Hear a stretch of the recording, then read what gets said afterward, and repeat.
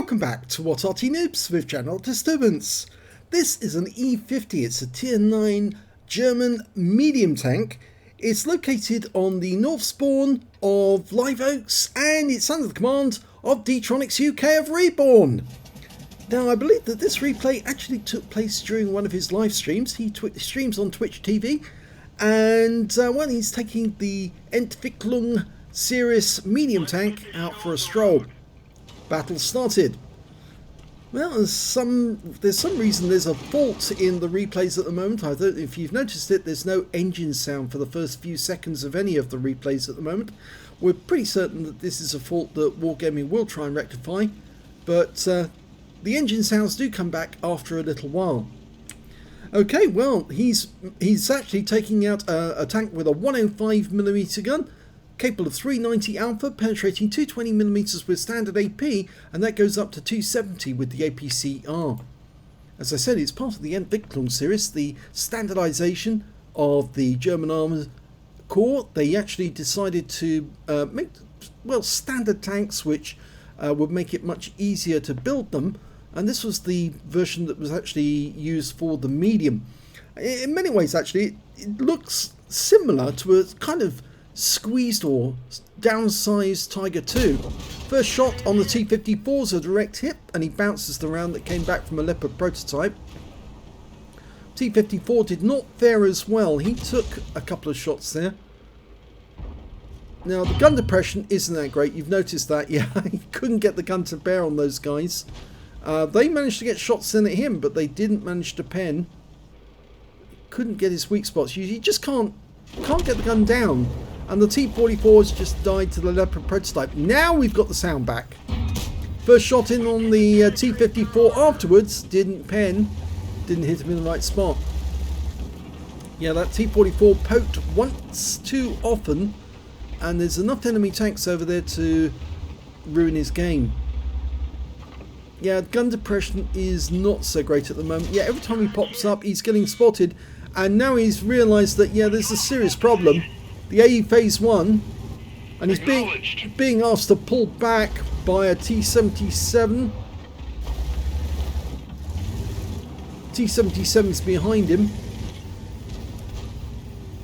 It's actually probably a good idea because the T-77, because of the fact that it only has a 3-shot autoloader, has to fire from a distance or has to use cover and then support other teammates when it's reloading, because of course the long reloading cycle. So I think what the T-77 wants him to do is let these guys come up onto the hill, and when they pop up then they can get shots on them where the gun depression won't figure into it.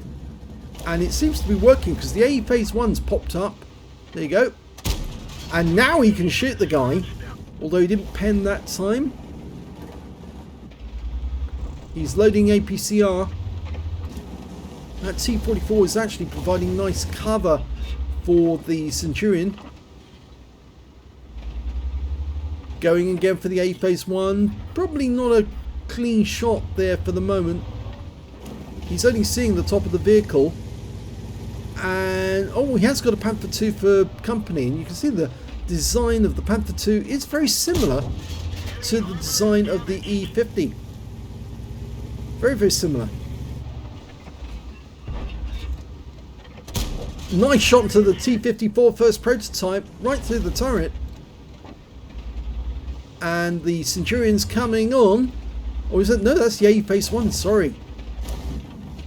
The Centurion did take a nice shot though when he hit that. That Phase 1 is so close now. Oh, ouch. Yeah. And he knocked out his commander. I think the T-77 must be on a reload at the moment. Yes, because he's actually signalling he's on a reload at the moment. Oh, good shot on the Centurion. Nice one. He's half in, half out the water. Excuse me. It's a bit deep, the water there. Maybe he wants to just move slightly to the right. Because he's now basically got another ridgeline to cope with. It's actually the water bank. Oh, good shot. I could see that one and thought, yeah, that T-54's made a huge error of judgment there. He just didn't consider that the E50 would hurt him, and he paid for it.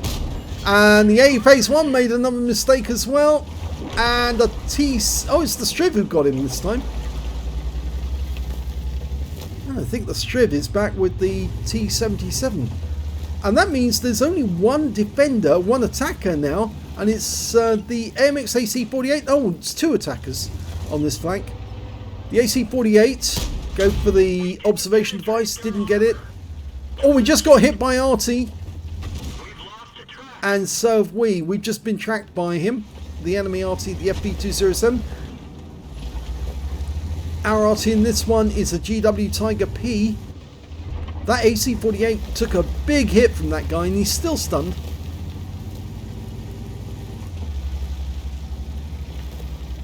Now the other enemy just over the ridgeline is a Conqueror.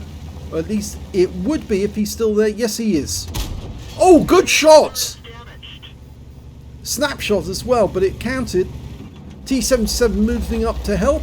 And the Striv is actually now in siege mode on this ridgeline, which is going to help us a great deal because he'll be distracted when he's looking at the Striv and we can take a shot at him. I wonder if D-Tronic's going to push and try and get over this ridgeline. Yes, he is going for it. Nice, because that's going to give this Conqueror something to think about. He's got a guy in his side as well as the Striv firing from the ridgeline, and he can only engage one at a time or die. In fact, the T77 is pushing the other side. The enemy's fallen back. They've realised the mess they were in, and they've actually pulled back altogether, and the Conqueror has now been wiped out.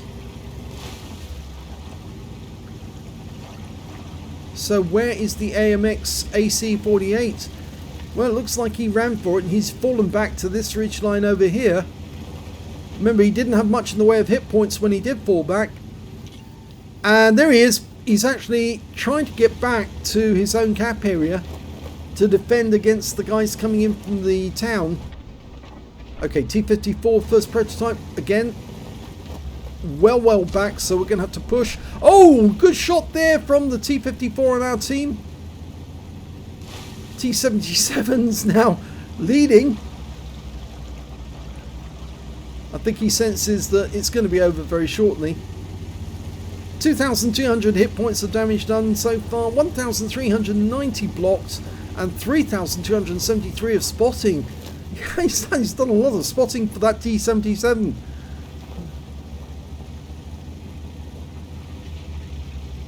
Now, where are they? Well, the Leopard is over on in the dip. Last enemy is the FB207. There he is. He gets a nice little hit, but it doesn't kill the guy. But the shot from the T77 finishes the game with a victory. My God, look at the damage. He did bounce a lot of rounds off that front plate and took one round right through the mantlets into the turret. Let's have a look at the end of battle stats. Well, first class tanker for D-Tronics UK of REBRN in the E50. He managed to get, in fact it's the first time he's had a first class tanker in this tank. He also got a spotter badge for spotting at least 1,000 hit points of damage. In fact, he was spotting for that T77 like a champ because that guy was sitting as far back as he could to avoid being caught out by his long reload. He also managed to get a fire for effect for doing more damage than the hit points of his own vehicle, and his win rate from the battle was 2,911, which is Super Unicum standard. So let's have a look at team score. He didn't get the highest damage in the game. That actually went to the Leopard Prototype A. Got 3,403 hit points, but didn't pick up a high caliber. So it probably wasn't 20% of the enemy hit pool in total. The next highest damage was done by the T10 with 2,279, and then we've got D-Tronics UK with 2,272. When it came to kills, it was actually the T30 who got the highest with 3 kills, 2 kills for the T10, D-Tronics, the T77 and the T54 on his own team, and only 2 players on the enemy team managed to get more than 1 kill, and that was the Leopard Prototype and the FB207. When it came to base XP though, it was D-Tronics, and the reason was all that spotting he did. Yeah, it really did help. 1,136 base to him, 835 goes to the Panther 2, and 825 goes to the T10. He fired 13 rounds, 12 direct hits, 7 penetrations. He did have a bit of trouble with the AP rounds, but once he loaded the APCR, no problem at all. They just went straight through when he pointed at the enemy, but he did get some nice shots in there as well into the sides of the enemy vehicles who were concentrating on what was behind him and alongside him. He also got one splash as well on the enemy. Damage of 2,272 hit points, all of it at close range. Received 7 hits from the enemy, 3 of which penetrated. 4 non-penetrations, you saw those ones on the front plate, they just literally bounced off. Those are most of the shots at the start of the game. And 1 hit by way of splash damage, that was the FV207 trying to kill him. 1,390 hit points of damage blocked by the armour. He spotted 4 enemy vehicles, damaged 6 of the enemy, killed 2, and did 3,578 hit points of spotting assist, and that's why his base XP is so high. He was really spotting like a champ, and all he had to do was sit there and let the enemy keep popping up into sight so that his friends behind him could keep shooting them at a distance. And it really worked in the end, yeah. But he did have to keep popping up, and of course that made him vulnerable. So yes, he had to eventually back away. And it was a good decision by D-Tronics to pull back when the T-77 told him to, because it really made that T-77 work for him by giving him the spotting assist. On a premium count, he earned 61,722 credits for the battle, and after repair and ammunition resupply, and even though he actually fired a fair bit of APCR, he still made a profit of 8,772 credits.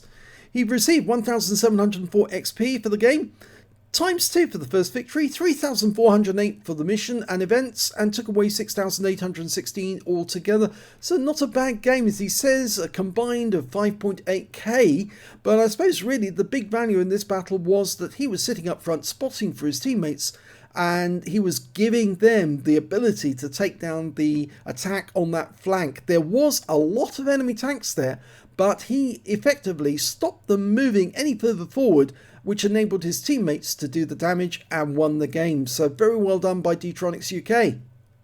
If you enjoyed that replay, please give this video a like and do subscribe to our channel, and thanks for watching.